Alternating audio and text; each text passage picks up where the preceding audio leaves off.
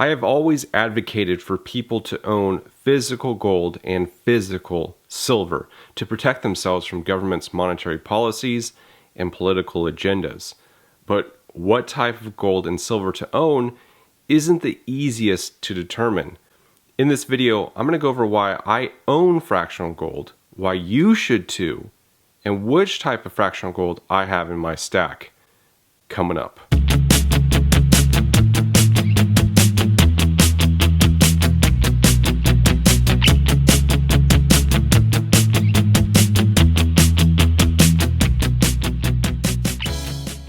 Hey everyone, welcome to Campbell's Coins. I would quantify myself as a gold collector. I like rare and unique gold pieces. I view gold as generational wealth and something I plan to pass on. As such, I really enjoy stacking pre-33 gold. They are classic designs which one doesn't see in today's coins. Aside from amazing designs is the rarity and cool factor of these coins compared to modern bullion. What's interesting with pre-33 gold is during high gold demand periods, the premiums on pre-33 skyrocket. This is cool when you own some, but can be problematic finding good pieces at affordable prices. During these periods of high gold demand, it makes sense to buy gold bullion instead. But not just any kind of gold bullion, specifically fractional gold. I get fractional gold for three main reasons. First, it's easy to sell. There are more buyers in this group than in this group, especially if I purchase popular gold bullion coins like the American Gold Eagle. These are incredibly liquid. If I was getting some random niche gold piece like a fractional commemorative gold coin, it might be harder to sell. If I had an emergency where I needed quick cash, I could sell these and get currency. I don't want to dip into my gold collection and sell off coins that I've spent time collecting and I wish to pass on to future generations. I would rather sell something I'm not really tied to. It's not just emergencies either. If there's something I want to buy, I can liquidate these and buy the item that I want. Sometimes I liquidate these to buy more pre-33 gold. When my LCS had a collection of $10 Indians come in, I sold off a ton of my fractional gold to buy those. Those pre-33 gold coins are rare and their value will keep going up as they get more popular and people realize how little of these remain. And the best part is, I'm not messing up my monthly budget. I'm not going into debt. I'm swapping gold I don't really care about for gold I really like.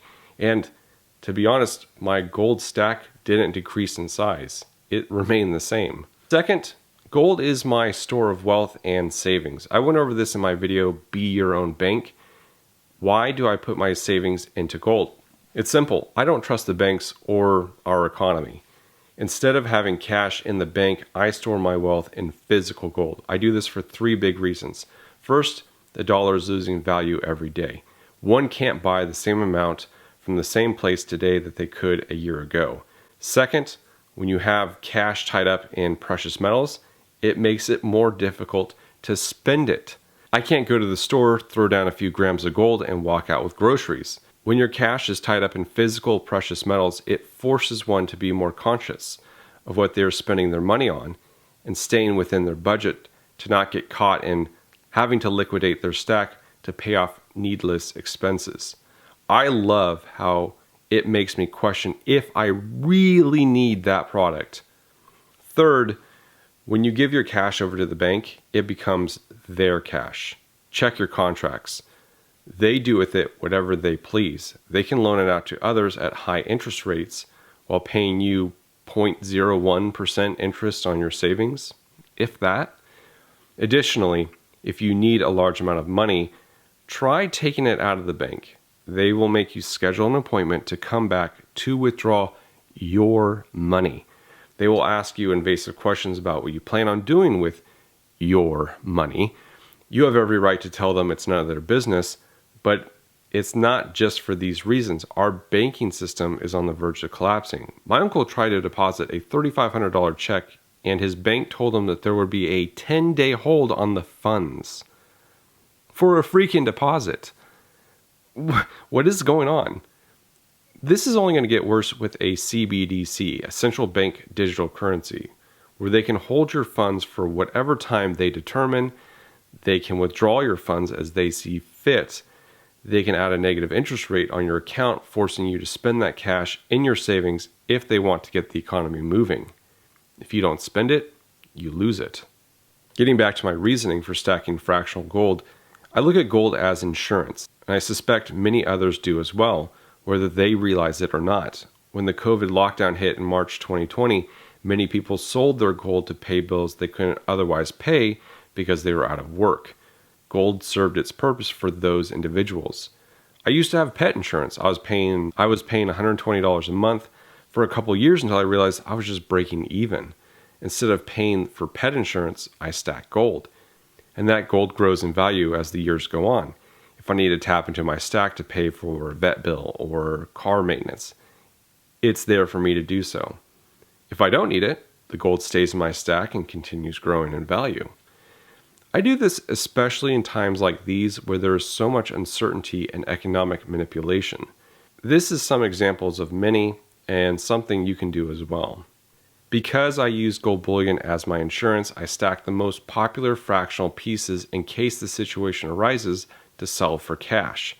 My favorite fractional gold to stack is the 1/4 ounce American Gold Eagle, center in your screen.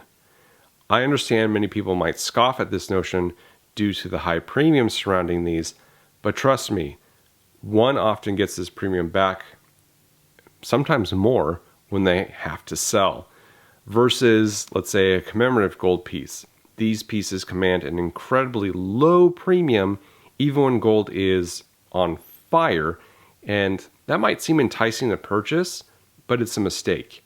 A mistake because not everyone wants them, no matter what the price. Let's say the price of gold plummets and almost no one is buying gold pieces. Your LCS will still purchase American Gold Eagles because they can always sell it. They might be extremely hesitant buying your fractional commemorative piece because they aren't sure if they can sell it without discounting it heavily, and they aren't in the business to buy things and hold on to them. And if they somehow buy a fractional commemorative piece from you, it will be for well under spot price. I understand the American Gold Eagle isn't the best choice in all countries, which is why I also recommend fractional gold pieces like the 1/4 ounce Canadian polar bear or maple leaf, and assay gold like the Pamp or Perth Mint that you see in front of you. Canadian gold, American gold, and assay gold is very popular. I like the 5-gram gold bars and the 1/4 ounce gold coins because these have much smaller premiums over the 1/10 of an ounce pieces. I have found gold grams and 1/10 of an ounce gold pieces to have too high a premium compared to their larger sizes. That's why I stay away from 1/10 of an ounce eagles, 1/10 of an ounce maple leafs, and I just stick with 1/4 ounce or larger. And when it comes to gold grams, they can be difficult to sell without selling for close to spot. When I get too many fractional eagles, I'll trade them in for gold buffaloes or gold eagles because, once again, they are easy to sell if I have to. And it allows me to consolidate all those fractional pieces into larger gold pieces, which are easier to store. Our 3 factors for holding fractional gold is it's easy to sell, it's a great store of savings or wealth, and it's great insurance. Do you distinguish items in your gold stack? Does it serve the same purpose for you? Let me know in the comments below. If you're interested in other topics like this one, check out the other videos I have on my channel discussing the rarity of these metals and how they can help preserve and protect your wealth. If you made it this far in the video, you guys and gals are my super stackers and collectors, and I appreciate you. Thank you all for watching. This is Campbell's Coins, and that is my 2 cents.